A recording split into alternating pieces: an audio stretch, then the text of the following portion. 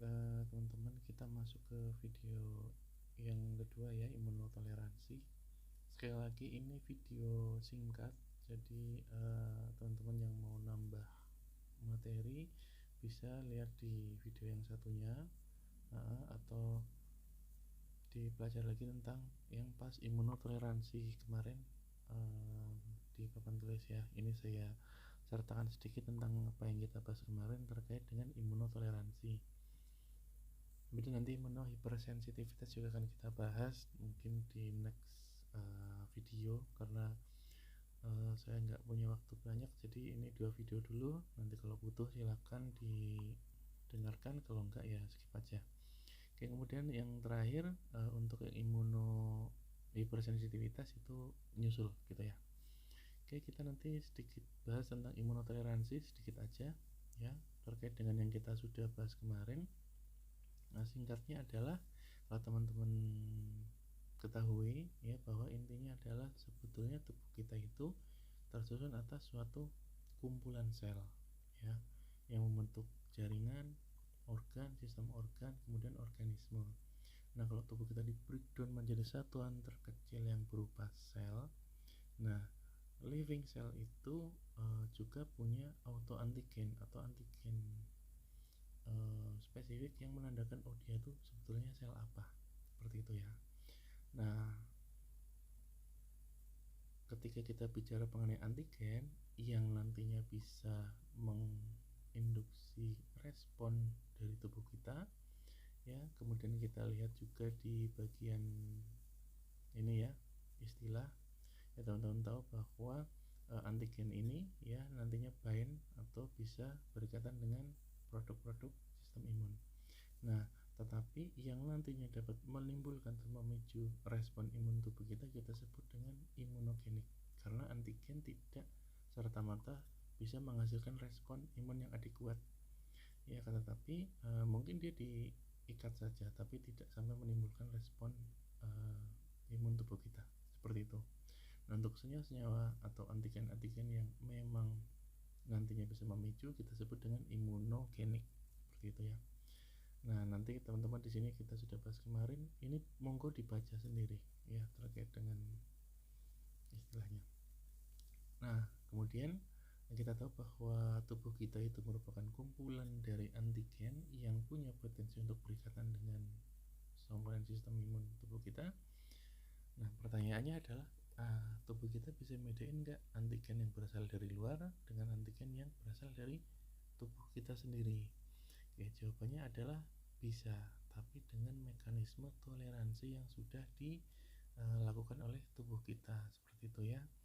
Nah, antigen yang berasal dari tubuh kita sebut dengan self antigen atau auto antigen, yang nantinya ketika bereaksi atau berjumpa dengan sistem imun tubuh kita, maka hasilnya adalah di sini nggak ada. Hasilnya adalah tentara yang berupa sistem imun tubuh kita nantinya bisa mengenali, ini orang-orang kita sendiri ya, seperti ini, orang Indonesia, orang negara kita, artinya mengenali dan tahu, bisa membedakan antara yang dari luar dan yang asli tubuh kita. Maka kalau mereka ketemu, tidak akan terjadi aktivasi dari sistem imun tubuh kita, seperti itu. Nah, proses di mana ketika antigen tersebut bertemu dan tidak terjadi respon imun yang terjadi itulah yang kita sebut dengan imunotoleransi. Ya, di sini suatu molekul imunogenik nanti ketika terjadinya suatu hal toleransi pada antigen sehingga tidak timbul respon imun, maka itulah yang kita sebut dengan tolerogenik, seperti itu ya. Kemudian repertory dan negative selection itu nanti kita bahas sambil jalan. Oke. Nah, lalu yang kita harapkan di respon imun tubuh kita itu seperti apa? Nah, itu kan kaitannya dengan yang dibahas Pak Narul terkait dengan imunodefisiensi dan hipersensitivitas yang akan kita bahas pada yang pertemuan yang ketiga ya, seperti ini. Nah, yang kita harapkan adalah normal response, just right, tidak terlalu tinggi dan terlalu rendah seperti itu. Nah, untuk yang ketika self antigen ketemu dengan sistem imun tubuh kita, maka respon ini akan disupres sedemikian rupa sehingga tidak akan menghasilkan respon imun. Nah, kalau yang dari luar maka responnya akan normal seperti itu ya. Nah, kemudian ilustrasi aja lah ya. Ilustrasinya bahwa ini yang tadi, ketika karena fokusnya toleransi itu lebih ke sel T dan sel B ya, ketika kedua limfosit ini bertemu dengan autoantigen ya, maka yang terjadi adalah tidak ada respon. Beda ketika keduanya ketemu dengan antigen yang berasal dari luar, maka akan terjadi respon. Kenapa ini penting?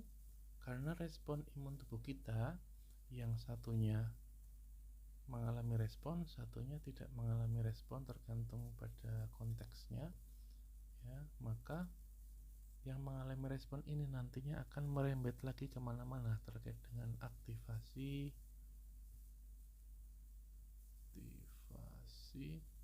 sistem imun yang nantinya akan terjadi reaksi berantai menjadi inflamasi, kemudian aktivasi makrofag dan lain-lain ya, seperti ini. Nah, kita tahu bahwa proses respon imun tubuh kita ini untuk membasmi suatu patogen itu merupakan hal yang cukup berbahaya kalau tidak terkendali. Nah, sekarang kita punya autoantigen.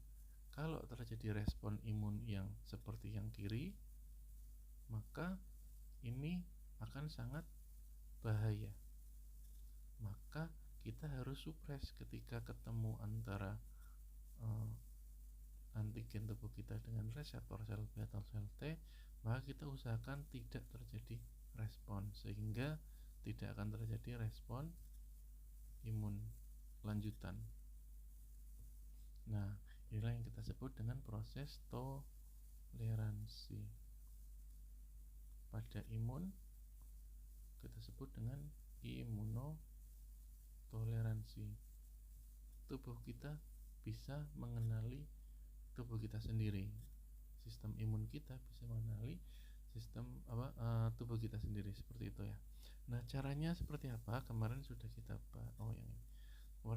bahas. Ini saya ambil dari foto salah satu kelas saja kemarin ya, bahwa nanti teman-teman tahu bahwa HPC atau hematopoietic pluripotent stem cell ya, hematopoietic stem cell ini HPC atau HSC, saya lupa nulis kayaknya ya. Nanti dicek lagi ya, ini kayaknya HSC. Nah, kemudian sel punca ini itu yang berada di bone marrow. Aduh, susah ya. Ini aja.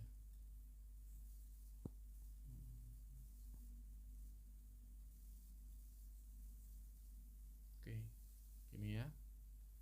Sel punca kita yang diproduksi di bone marrow, baik itu sel B maupun sel T, seperti ini ya. Sel B dan sel T itu nantinya masih berupa progenitor ya, karena berasal dari sel punca seperti ini ya. Akan tetapi nantinya sel B dan sel T ini akan mengalami perkembangan ya. Nanti teman-teman silahkan dilihat di ini aja, di catatan masing-masing, menjadi sel B dan sel T yang aktif, yang sudah seharusnya memang dewasa dan aktif bisa bekerja seperti itu. Akan tetapi yang kita perlu pahami adalah pada saat proses perkembangan ini di bone marrow untuk sel B dan sel T, kemudian sel T nanti akan pindah ke timus dan sel B itu akan mengalami lanjutan di limpa, maka akan kita lihat titik pentingnya di sini ya, yaitu reseptor yang dibuat pada saat perkembangannya ya. Karena setiap satu sel punca ini bisa menghasilkan berbagai macam sel B dan sel T yang memiliki reseptor yang luar biasa banyak ya. Yang kemarin kita sempat cerita bahwa akan dibuat berbagai macam jenis sel B dan sel T reseptor di permukaan variabel regionnya ini akan mengalami proses yang dinamakan rekombinasi, sehingga mengakibatkan banyak sekali jenis-jenis reseptor yang bisa kita hasilkan yang akan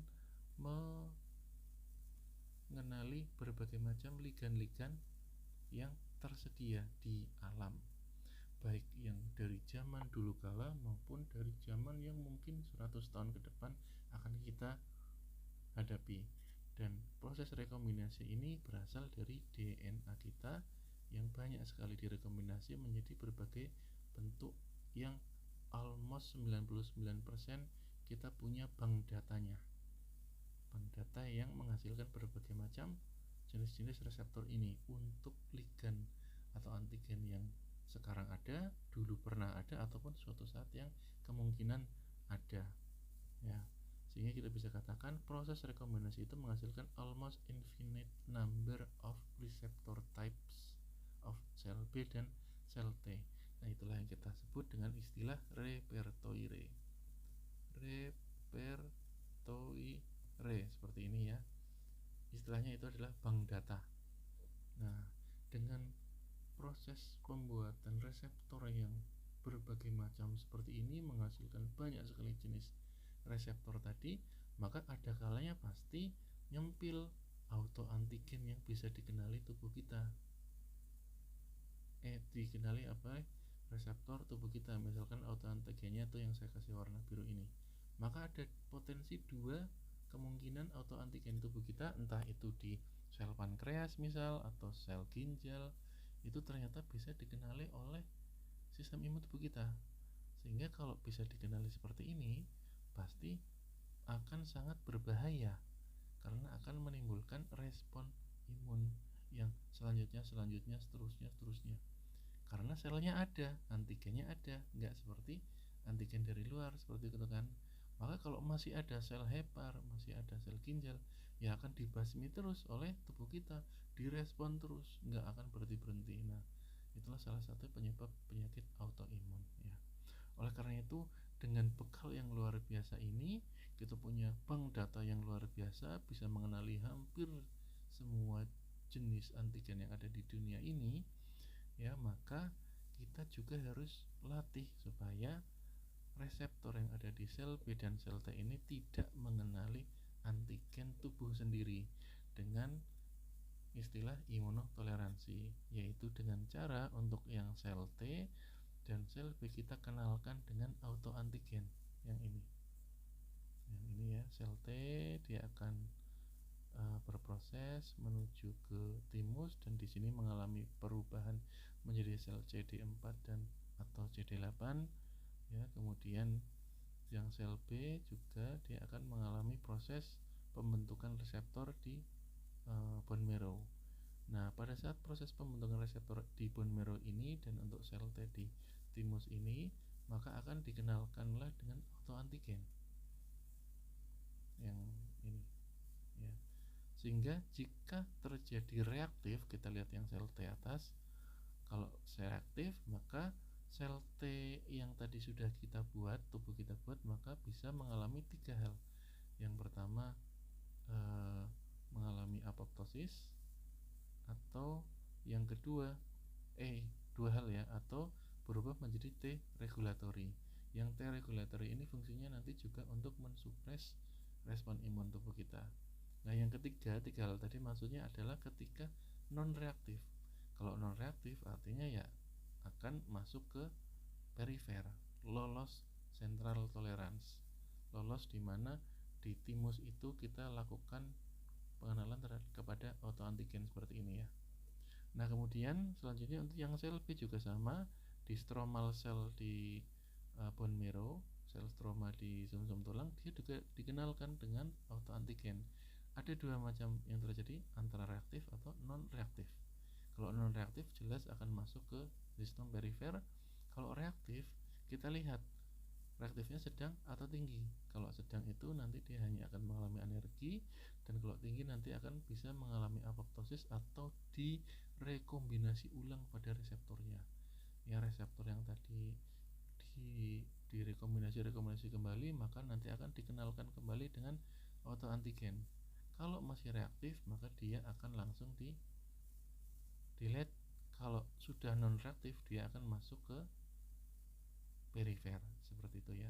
Kemudian di perifer ini di seluruh tubuh kita ya, dimulai dari spleen yang nantinya akan terus bersirkulasi, atau yang sel T nanti di sini di tubuh kita sudah masuk jaringan ya. Kemudian yang sel B itu masuk ke spleen dan nanti ke jaringan juga, dikenalkanlah ke autoantigen lagi, baik itu sel B maupun sel T. Kita ke sel T dulu.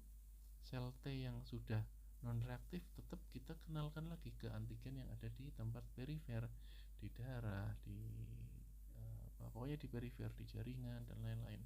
Maka kalau terjadi reaktif, hasilnya juga akan sama. Sel T tadi akan mengalami apoptosis atau supresi oleh karena adanya T regulatory. Ya, T regulatory ini asalnya dari mana? Bisa berasal dari pembentukan yang alami atau dari perubahan yang ini.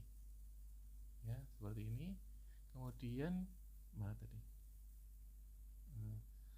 Kalau non reaktif maka inilah hasil akhir dari pembentukan limfosit T kita, sehingga di perifer dia akan terus berjalan dengan sebagaimana mestinya. Kemudian yang sel B kita ke bawah ya, di limfa ini akan dikenalkan dengan autoantigen juga atau berpapasan dengan autoantigen. Nah, ketika non reaktif maka sudah jelas dia akan terus bersirkulasi, memang sudah seharusnya. Tetapi jika terjadi reaktif pada pertemuan tadi, maka tubuh akan membuat dia menjadi 3 macam. Yang pertama apoptosis atau didelesi, dihancurkan. Atau yang kedua sel B tadi mengalami anergi.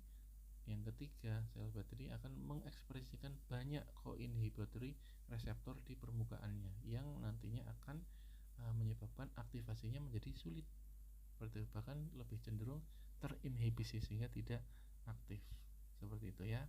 Nah, inilah yang terjadi pada proses imunotoleransi tubuh kita, yang masing-masing diperantarai dengan mekanismenya sendiri-sendiri ya. Nanti teman-teman bisa lihat di mungkin ini saya share aja ya di mana ya, di Eldiro ya. Nanti mungkin saya upload aja supaya teman-teman bisa download juga. Nah, intinya adalah seperti ini, cuma kita produksi ya. Ini saya urak-urak lagi ya. Kita produksi ini sel B dan sel T yang dari hematopoietik ini kan sebetulnya nggak cuma jadi sel T, sel B, jadi mast cell, jadi neutrofil, makrofag dan lain-lain. Cuma kita fokus di limfosit sel T dan sel B. Kemudian nanti akan mengalami perkembangan yang di dalam perkembangannya tadi diperkenalkan dengan autoantigen. Lokasinya di mana? Masing-masing beda-beda. Ada di bone marrow atau di timus atau spleen, tergantung dia sel T atau sel B yang diperkenalkan. Dan ketika reaktif dan non reaktif maka hasilnya akan berbeda antara sel T dan sel B, seperti itu. Oke, ya itu mungkin gambaran dari imunotoleransi ini ya. Dan kita sebut toleransi sentral adalah pada generatif limfoid, yang sel T itu di bone marrow sampai timus ini kita sebut dengan central tolerance. Kemudian selanjutnya peripheral tolerance di luar itu ya. Kalau yang sel B dari bone marrow-nya, ini dari bone marrow itu bukan dari bone marrow. Di bone marrow ini dia sudah mengalami proses pembentukan reseptor walaupun belum matang sempurna. Inilah kita sebut dengan central tolerance. Kemudian di spleen hingga ke perifer, itulah yang kita sebut dengan peripheral tolerance ya, seperti ini. Oke, ini akan kita bahas besok. Ini gampang insya Allah. Oke, mungkin itu ya, ini saya hapus saja. Iya ya, simpan. Oke, nah ini ya, ini teman-teman bisa di zoom sendiri, nanti monggo nanti di Eldiro juga saya sertakan aja biar jelas gitu ya. Oke, kita masuk lagi ke materi yang tadi. Nah, seperti ini. Nah, imunotoleransi yang terjadi tadi kita bagi menjadi dua kan, limfosit T dan B itu sentral dan perifer. Sentral dan perifer terjadi apa? Apoptosis dan Treg development, atau perifer itu anergi, supresi, delesi dan lain-lain. Nah, yang perlu teman-teman ketahui, maka bagian sininya yang memperantarai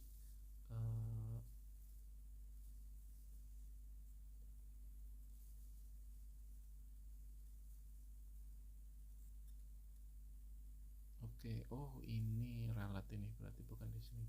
Yang memperantarai terjadinya toleransi pada limfosit T bagian sentral ya, karena adanya aire, maka nantinya menyebabkan apa? Apoptosis atau Treg development, karena development Treg ini memerlukan FOXP3 seperti ini ya. Ini salah, ini saya ralat ya. Oke, FOXP3.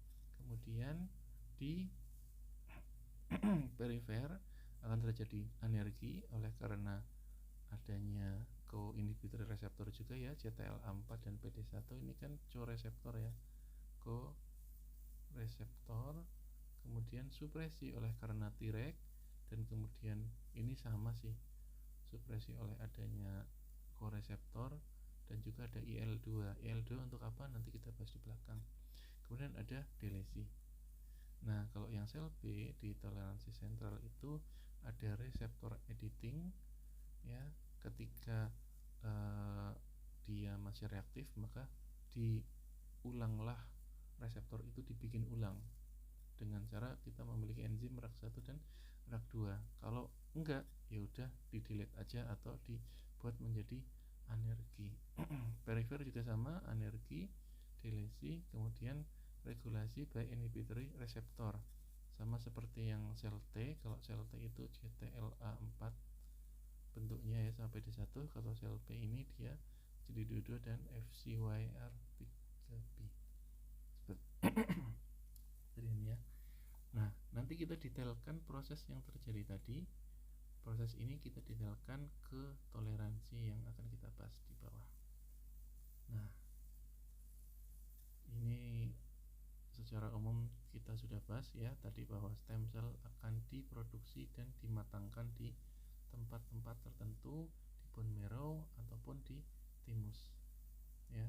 Kalau sel T dan sel B itu pematangannya di perkembangan awalnya di bone marrow, kemudian sel T nanti akan mengalami pematangan di timus ya ke sini, dan sel B akan mengalami pematangan di bone marrow juga, tetapi pematangan lebih lanjut di spleen seperti ini. Kemudian nanti keduanya akan dilempar lagi ke perifer, akan muter-muter di seluruh tubuh seperti itu ya.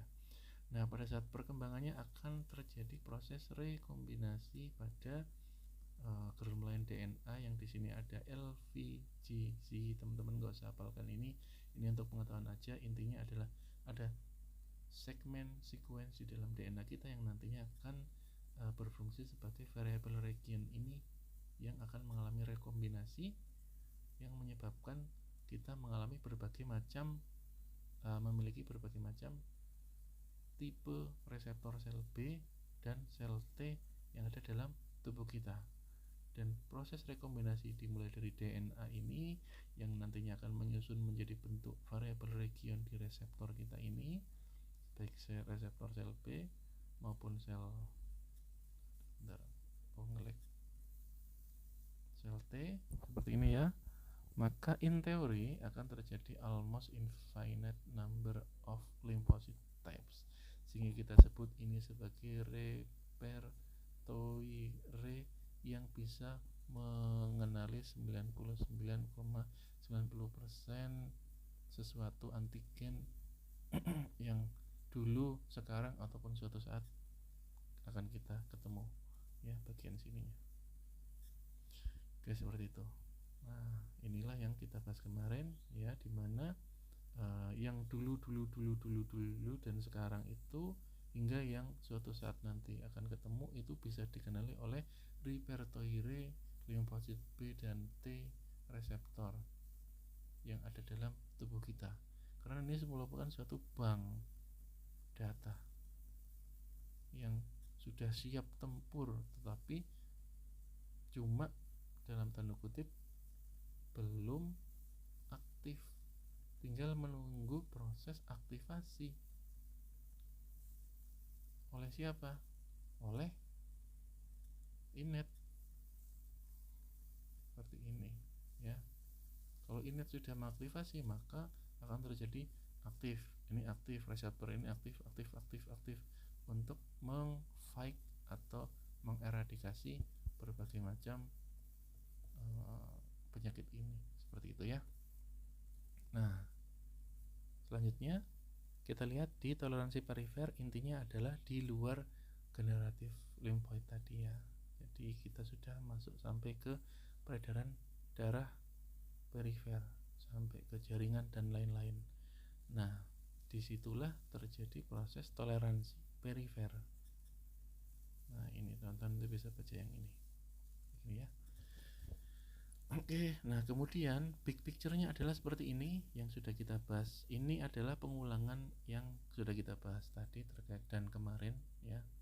Intinya adalah ketika terjadi weak atau no recognition of self antigen, ya, ketika proses pembuatannya reseptor ini diperkenalkan dengan antigen, maka pada central tolerance itu ketika weak atau tidak terjadi recognition akan lanjut masuk ke peripheral tolerance. Tapi kalau yang strong maka akan mengalami apoptosis atau change in receptor editing untuk yang sel B, ini untuk B dan T, atau yang khusus T adalah dia berubah menjadi T regulatory, ya, seperti ini.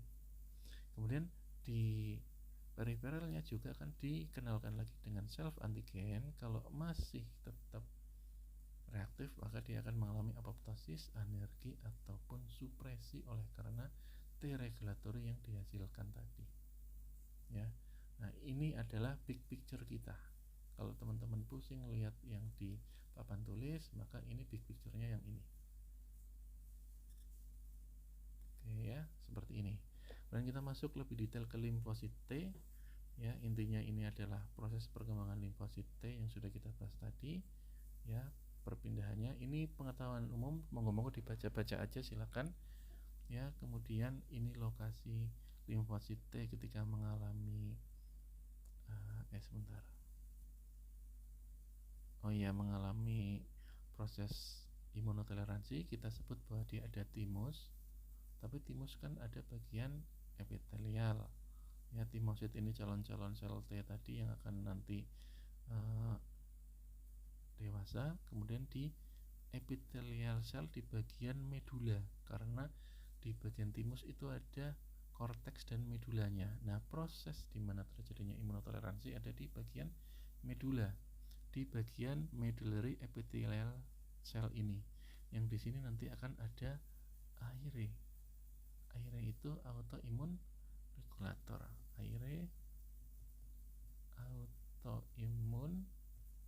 regulator, seperti ini, ya.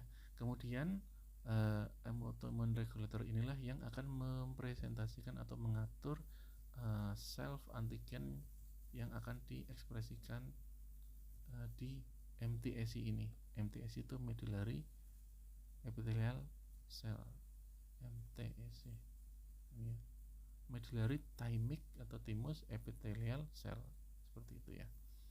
Nah, kemudian kita lihat prosesnya tadi bahwa dari bone marrow membentuk progenitor sel T, kemudian akan masuk ke timus dan di sini mengalami rekombinasi pada reseptornya, ya nantinya dia akan pada saat prosesnya dia akan mengalami double positif, dimana di sini ada CD4 dan CD8, kemudian akan mengalami selection, dimana DP ini double positif ini secara positif selection dia akan berubah menjadi CD4 atau CD8 seperti itu ya. Nah, baru setelah inilah CD4 CD8 ini diperkenalkan dengan AIRE pada MTSI ya. MTSI tadi medullary thymic atau thymus epithelial cell ya. Nah, kalau dia mengalami reaktif yang hebat, maka akan di apoptosis, sama juga yang CD4 dan CD8. Inilah yang kita sebut dengan negative selection. Nah, atau cara lainnya adalah diubah menjadi Treg menggunakan FOXP3. Kalau yang tidak reaktif maka dia akan major seperti ini ya. Inilah yang terjadi di timus seperti ini. Ini adalah gambarannya. Ini cepat aja karena intinya sudah saya sampaikan. Ini cuma kita bahas sedikit-sedikit terkait dengan PPT aja ya. Nah, juga sama negative selection ketika timus di sini sel T diperkenalkan dengan antigen ya, akan di apoptosis, atau yang kedua kalau kuat tadi diubah menjadi T regulatory yang juga nanti akan dilepaskan ke peredaran perifer yang nantinya akan mensupresi juga ketika ada T yang teraktivasi, supresi ya, intinya seperti itu. Nah, kemudian kita masuk ke tadi bahwa di dalam MTSI atau bagian medula di bagian epitelnya ada faktor AIRE transkripsi ini yang akan mengatur autoantigen kita yang nanti akan diperkenalkan ke sel T yang masih immature, sehingga akan terjadi seleksi tadi ya, akan dia berubah menjadi apa. Nah, ketika AIRE ini kita knock out atau tidak ada AIRE ini, maka proses pematangan sel T itu tidak akan berjalan dengan normal, sehingga sel T itu tidak akan mengalami atau ketemu dengan auto antigen. Sehingga kalau tidak ketemu, maka reseptor yang harusnya ketemu auto antigen disupresi ternyata tidak, sehingga bisa mengenali tubuh kita sendiri, sehingga nanti akan terjadi autoimun. Nah, inilah pentingnya AIRE di dalam proses imunotoleransi. Absence of AIRE, absence of T cell tolerance. Maka AIRE ini sangat penting pada toleransi sel T. Kemudian selanjutnya, ketika sudah di sentral tadi, maka akan masuk ke perifer, juga dicek yang ini. Maka jika sel T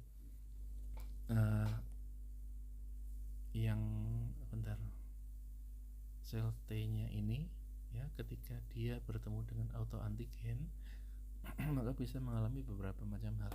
Bentar, saya minum dulu.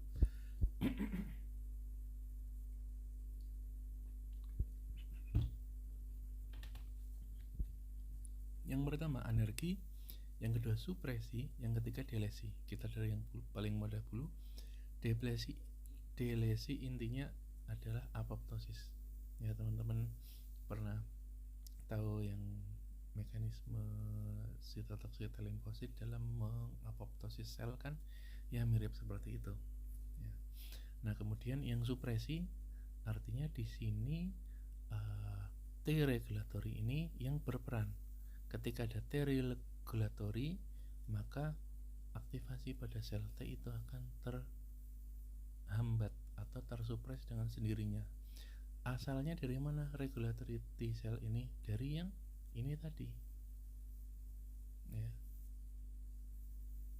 yang dia masuk ke perifer, atau yang memang T regulatory yang dibuat dengan normal, bukan diubah dari reaktif tadi. Intinya adalah Treg ini yang nantinya bisa mensupres aktivasi. Nah, kemudian yang ketiga adalah energi. Energi itu yang seperti kita bahas kemarin adalah functional unresponsiveness. Ada punya reseptor, tapi ketika dia ketemu dengan antigen, kok nggak terjadi apa-apa. Ya, sinyalnya nggak diteruskan atau dia diem aja, kayak kita lagi ngantuk gitu, ngantuk terus dipanggil halo, nggak respon, ya udah ngantuk aja. Nah, itulah yang terjadi pada sel T yang unresponsiveness. Nah, ini kemarin kita flashback bahwa untuk mengaktifasi suatu sel T itu dibutuhkan dua macam sinyal. Yang pertama adanya MHC yang berikatan dengan reseptor sel T. Sinyal kedua adalah ko-sinyal yang ditandai di situ adanya koreseptor ya di sel T ini. Nah, koreseptor ini bisa berupa ko-inhibisi yang ini ataupun ko-stimulasi. Ya, seperti itu. Nah, ketika MHC mengirimkan DPO-nya tadi ya, ini antigennya ketemu dengan sel T, lo MHC-nya nggak punya koreseptor yang nanti ketemu dengan sel T, maka tidak akan terjadi proses aktivasi. Itu yang pertama. Yang kedua, ternyata MHC yang mengantarkan ini koreseptornya lebih dominan berikatan dengan co-inhibitory reseptor yang ada pada sel T, contohnya CTLA4. Ya, oleh karena itu akan terjadi anergi, tidak akan terjadi aktivasi. Nah, sebalikannya kalau yang berikatan koreseptornya adalah yang co-stimulatory, maka dia akan mengalami proliferasi. Jadi lebih ke di sini T-cell co-stimulation, two step verification kalau saya bahasanya kayak gini. Karena login oke lah, udah punya password, tapi apa betul kamu yang punya akun? Nah, ngeceknya yang ini, koreseptornya, seperti itu ya. Nah, sehingga kita bisa katakan bahwa pada sel T itu bisa terjadi aktivasi, bisa terjadi deaktivasi, tergantung dia berikatan dengan apa. Kalau berikatan dengan PD1 CTLA4 yang merupakan co-inhibitory reseptor, maka proses aktivasinya akan dihambat karena ini reseptor yang menandakan kamu sudah, jangan aktivasi ini koreseptornya. Tetapi kalau ketemu dengan reseptor-reseptor yang memang aslinya untuk stimulasi, contohnya CD28, ya maka ya akan terjadi aktivasi. Maka disinilah proses toleransi yang terjadi. Dan pada saat terjadinya sel T ketemu dengan autoantigen, biasanya yang lebih dominan diekspresikan adalah CTLA4 dan PD1-nya ini. Oke, seperti itu. Ini pengetahuan aja ya. Ini enggak. Nah, ini teman-teman silakan dilihat aja. Ada dendritic cell yang ini sel T, ada yang co-stimulatory dan co-inhibisi, jenis-jenisnya seperti ini ya. Ini buat pengetahuan aja, kalau muncul di ujian mungkin sudah terlalu banyak kode-kode yang membuat kita pusing ya. Nah, kemudian yang kedua adalah anergi. Kalau tadi mengalami co-inhibitory reseptor, maka sekarang anergi yang disebabkan oleh adanya ini yang tadi ya, co-inhibitory. Kalau yang sekarang kita bahas adalah adanya block-in signaling. Tidak hanya terjadi proses ini yang diakibatkan co-inhibitory reseptor ini yang menandakan tidak terjadi respon, tapi memang betul-betul proses di sininya signalingnya itu memang betul dihambat sehingga tidak terjadi respon. Nah, hambatannya adalah dengan cara bisa lewat fosfatase atau ubiquitin ligase. Fosfatase ini itu kaitannya, sebentar saya kok lupa. Kalau ubiquitin ligase itu adalah ketika mau mendegradasi protein. Kalau fosfatase itu di sini ada.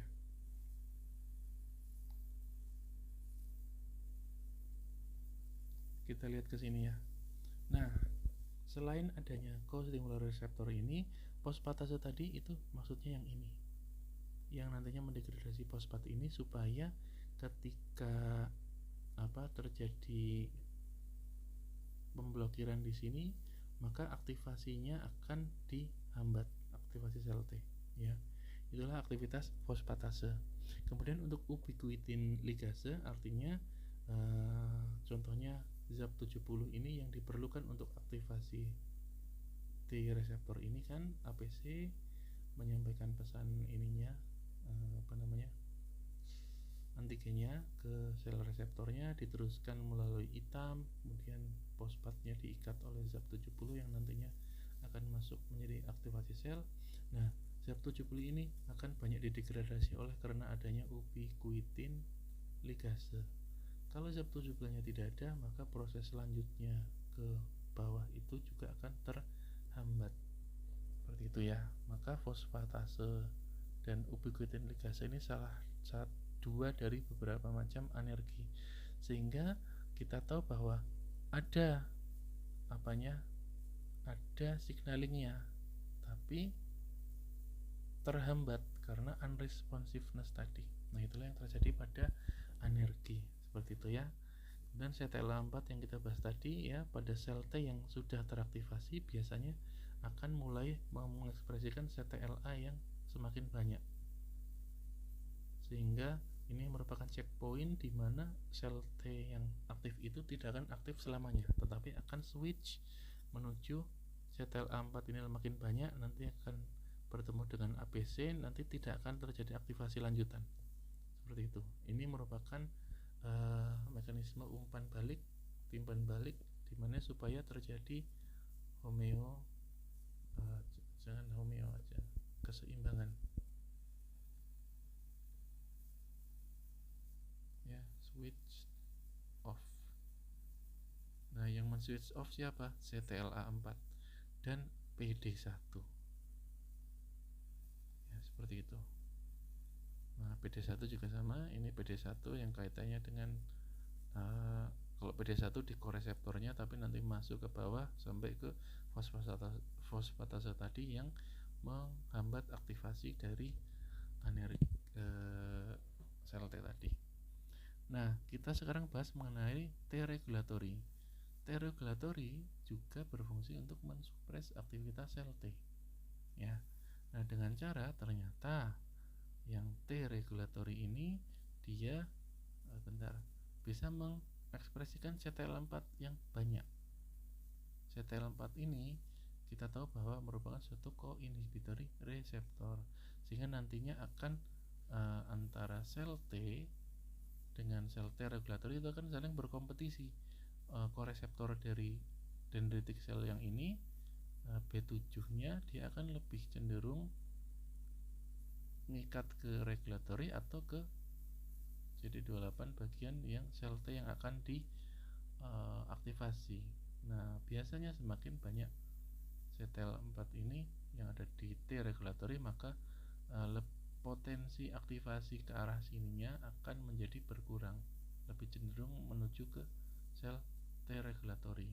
Sehingga kalau T regulatory CTLA4-nya berikatan dengan B7 ini, maka ini adalah tanda bahwa inhibisi, sehingga aktivasinya berhasil ditekan.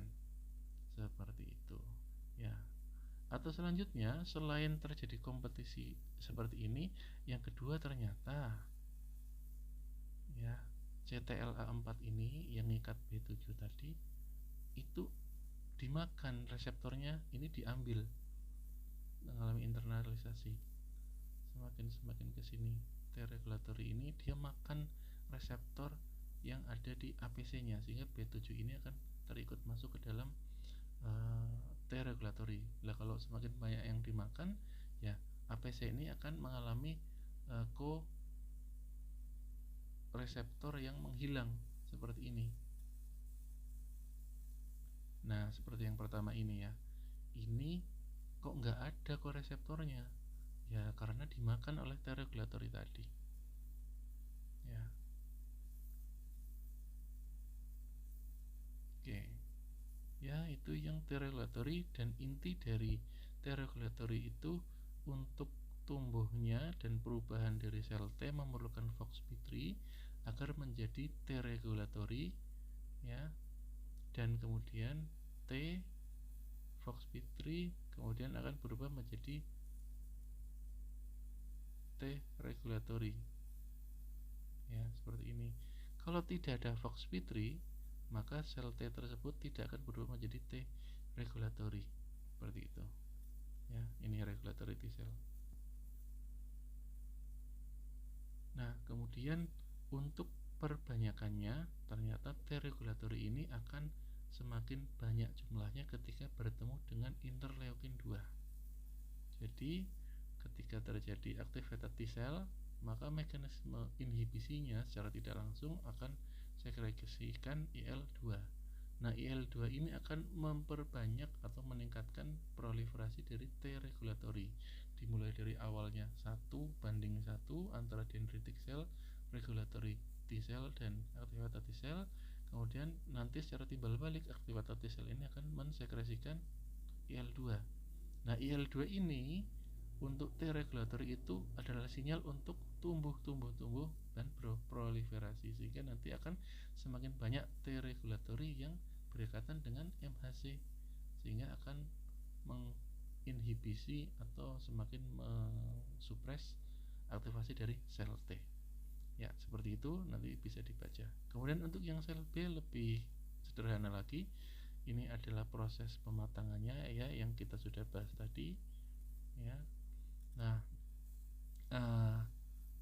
perbedaannya adalah pada central tolerance sel B ketika self antigen itu diperkenalkan dengan sel B yang masih immature, ketika terjadi high avidity atau mengenal secara kuat maka bisa terjadi apoptosis, itu sudah jelas. Atau yang kedua reseptor editing hingga didapatkan non self reaktif. Nah untuk yang low avidity dia akan berubah menjadi sel B yang anergi seperti sel T yang tadi. Nah kemudian sel anergik B cell ini akan ditransfer ke perifer ya. Kemudian yang non self reaktif ini juga akan ditransfer ke perifer. Nah kemudian kita detailkan lagi bagaimana proses reseptor editing expression of new light chain tadi. Intinya adalah sama persis seperti kita bahas repertoire, hanya kita ulangi saja di bagian rekombinasinya tadi, diulang. Jadi akan terjadi penataan ulang pada proses ininya apa namanya variable region dari sel B, reseptor sel B yang diperantarai oleh enzim yang dinamakan RAK1 dan RAK2. Nah, knockout pada dua enzim ini menyebabkan sel B mengalami keanehan atau ketidaknormalan pada toleransinya menjadi sel B yang imunoreaktif, autoreaktif seperti itu ya. Nah, ini mengenai reseptor editing pada sel B. Nah, kemudian kita masuk fokus lagi sekarang untuk ini perjalanan ya. Ini perjalanan kalau teman-teman tadi masih bingung perjalanan maturation of cell B, reseptornya dimulai dari lymphoid yang kemudian progenitor sel B, yang di bone marrow dia akan sampai mature B cell, tetapi belum responsiveness terhadap antigen. Dia sudah punya reseptor tapi belum responsiveness, sehingga di periferalnya akan diaktifasi kembali di limpa yang nantinya bisa berubah dan aktif menjadi fungsinya seperti seharusnya. Ini pengetahuan aja ya. Nah kita masuk ke perifer. Nah di perifer yang tadi anergic B cell atau non self reaktif atau yang memang tidak reaktif itu akan ditoleransikan kembali melalui mekanisme peripheral tolerance. Nah ini diperkenalkan lagi dengan self antigen. Maka ketika terjadi reaksi yang berlebihan, sel B tadi akan mengalami anergi sama seperti sel T yang tadi, atau di apoptosis atau di delesi, atau yang ketiga akan mengalami munculnya inhibitory reseptor yang hijau-hijau ini. Yang ini akan muncul lebih banyak inhibitory reseptor yang fungsinya untuk apa? Kita nggak perlu scroll ke atas ya, yang co-inhibitory reseptor tadi. Contohnya muncullah FcYR2B ini dan CD272 yang intinya dengan adanya reseptor atau koreseptor ini itu akan mengakibatkan aktivasi dari MHC atau dari yang lainnya itu dihambat karena ini merupakan co-inhibitory reseptor. Yang bawah juga sama, mana jadi dua. Nah ini ya, ketika ada koreseptor yang PCR-nya sih ketemu antigen ya, tetapi di situ ada koreseptor yang diekspresikan banyak yang nantinya akan mempengaruhi hambatan aktivasi dari sel B.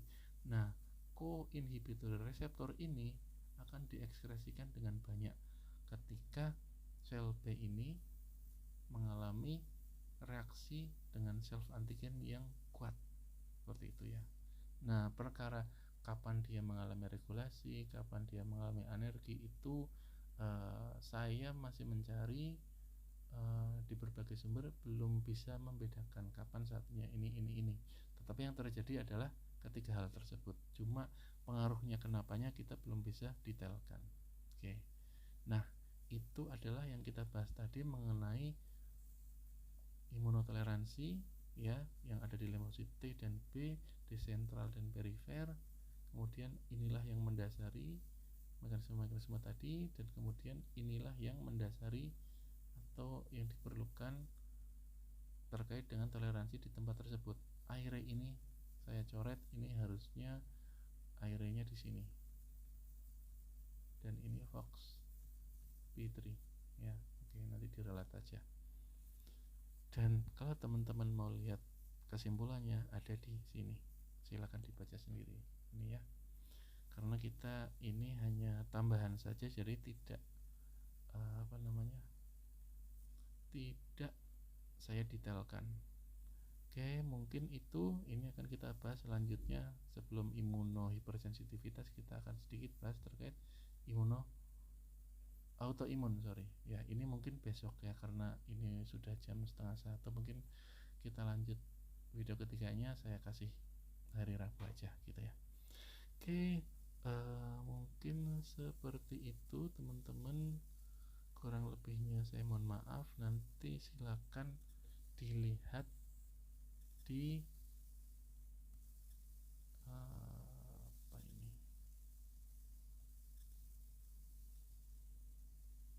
dilihat di masing-masing ini ya.